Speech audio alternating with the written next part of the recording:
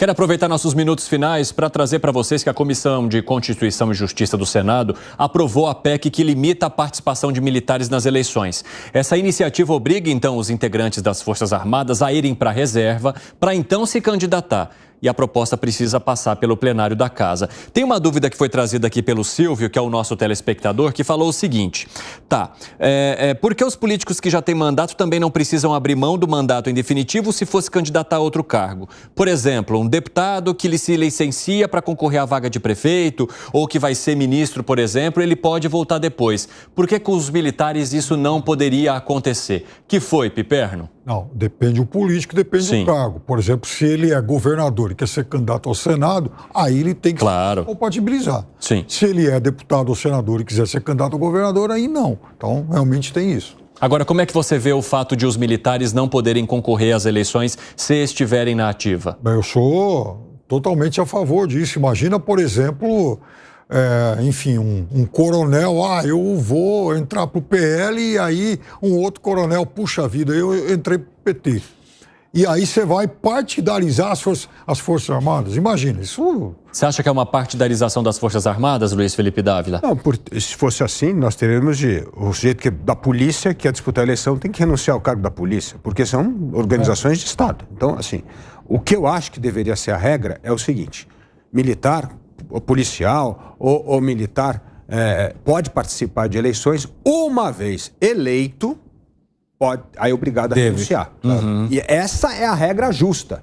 Todo cidadão tem direito de participar de eleições no Brasil. Isso é um direito político de todos nós. Porque, por exemplo, você colocaria o militar na reserva e depois ele perde e aí ele já está na reserva. Ele não poderia voltar a atuar. Depois que ganhou a eleição. E alguns, inclusive, se não puderem ir para a reserva remunerada, tem que ir para a reserva não remunerada para poder concorrer às eleições, segundo essa proposta. Então, você imagina por que os militares agora estão sendo tratados com uma categoria à parte. Então, para ele poder se candidatar, ele tem que ir para a reserva. E se perder a eleição, tudo acabou. Não.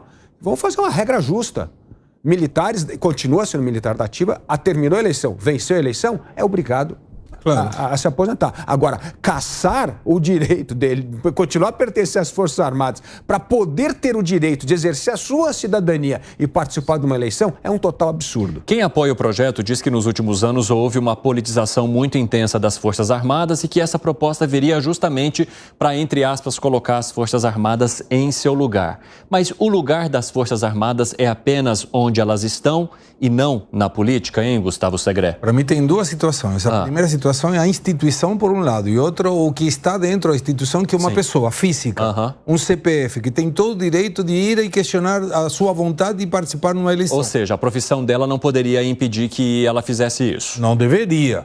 Eu concordo com Dávila, me parece mais uma proposta do 3 em 1 para o nosso ilustre Congresso, porque é uma maneira de dizer, eu quero, mas você está me penalizando preventivamente, porque eu não tenho certeza, se eu for integrante das Forças Armadas, se eu vou ser eleito ou não vou ser eleito.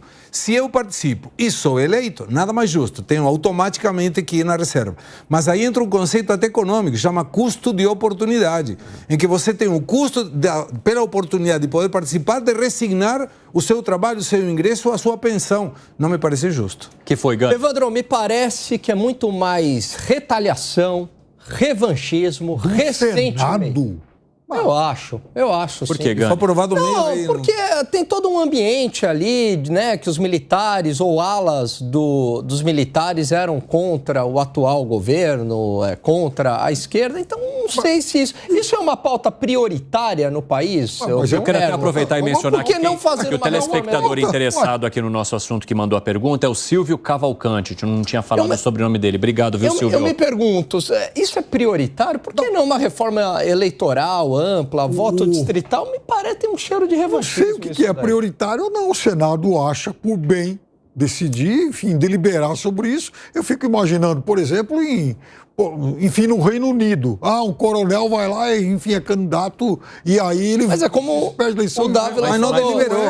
Isso não é uma exclusividade brasileira. Mas não deliberou, Piperno. Foi votação simbólica. Não teve deliberação. Foi votação simbólica. Então, e vai ao plenário do Senado agora. Simbólica, e tem sim militares que participam de eleição em outros lugares. Lógico que tem que abrir a mão, não pode ser ativo das Forças Armadas. Ninguém está defendendo que pode permanecer como ativo nas Forças Armadas. Mas que ele tem o direito de disputar a eleição, não precisa renunciar renunciar à sua posição no Exército para poder disputar a eleição, isso é um total absurdo. Agora, Gani, além de revanchismo, o que mais que você identifica nesse projeto que te faz criticá-lo?